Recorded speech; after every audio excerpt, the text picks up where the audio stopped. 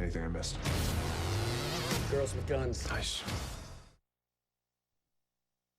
ESPN's coverage of the 2012 NFL Draft, presented by Bud Light, is brought to you by Under Armour.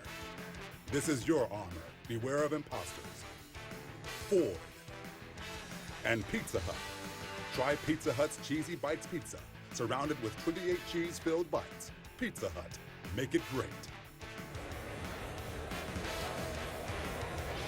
Welcome back, everybody, to New York. Fast and Furious trades ahoy here in the first round of the 2012 NFL Draft. And now on the clock, at number 20, the Tennessee Titans, who did a nice job last year under first-year coach and Hall of Famer Mike Munchak. They were 9-7, albeit not in the playoffs.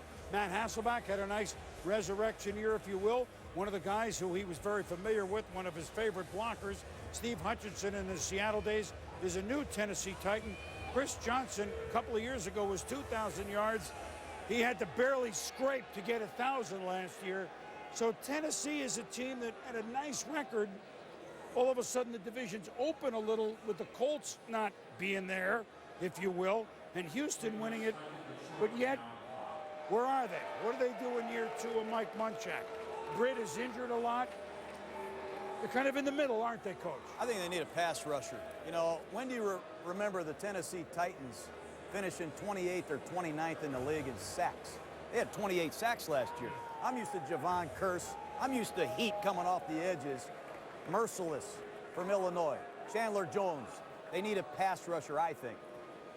Here we go. With the 20th pick in the 2012 NFL Draft, the Tennessee Titans select Kendall Wright, wide receiver, Baylor.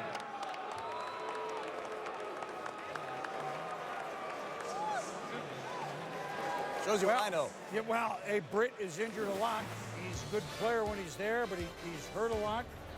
I mean, they're a team in flux with a veteran quarterback, Mel, with, remember, Jake Locker waiting in the wings one day at QB. Yeah, he ran a 4.59 at the combine. Boom. Everybody said, oh, he's going to drop. Well, he ran a 4.4 during his workout. You think about some teams that I talked to had him at a 4.4 back in the spring. 5'10 and a quarter, pushing 200 pounds, 198 pounds. Very good athlete. You see the ability after the catch. Had a dominant game this past year against Oklahoma. You think what he did there, 208 yards receiving, would have been more. He had a touchdown reception called back for a penalty. This kid can get down the field. He can be a slot guy, great with the ball in his hands. I would have liked to have seen him be more of a factor in the return game at Baylor. That wasn't the case.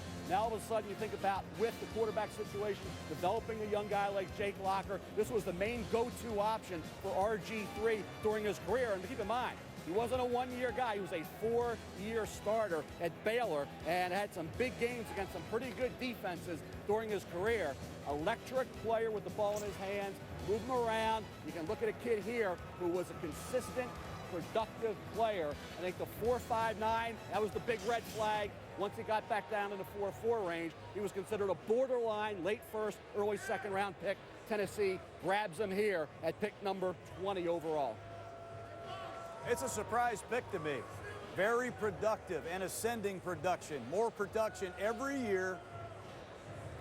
Surprise pick.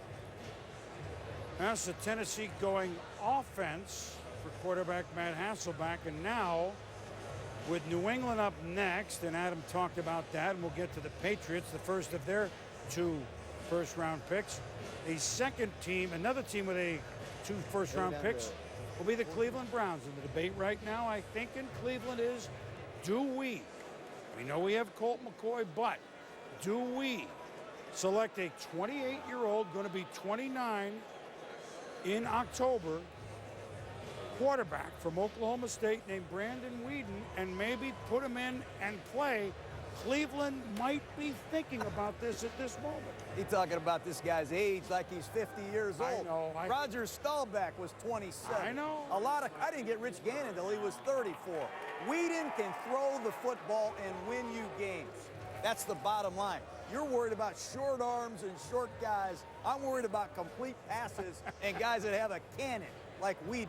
He'll get picked, and somebody will be happy when they get him. The thing with Weeden is he can spin it. RPMs, he has that. He was obviously the guy that got Justin Blackman the football. They had a good running game. They had a good offensive line. A lot of talent around Brandon Weeden at Oklahoma State. Think about a kid that has the size, has the arm. When he's pressured, has to move out of that pocket. Accuracy drops just a bit. Hasn't been under center. He'll have to adapt to that at the pro level. And he's going to have to play right away.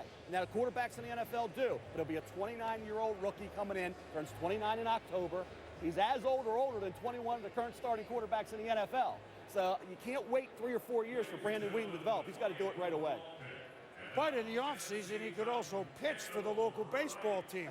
Now, the Patriots, remember, they made a trade with the Bengals. Adam reported it.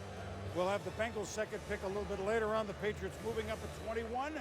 And look, they're a Super Bowl team. They gave up a lot of yards on defense. Cincinnati has traded the 21st pick to New England.